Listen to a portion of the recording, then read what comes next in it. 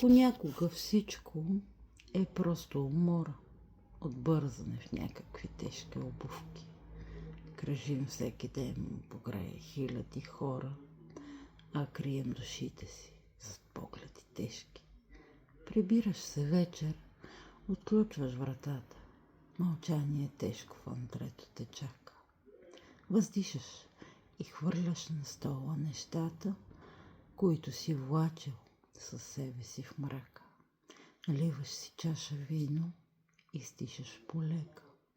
И мислиш си, няма правилна пътека, ни ясна рецепта, ни правилен ход.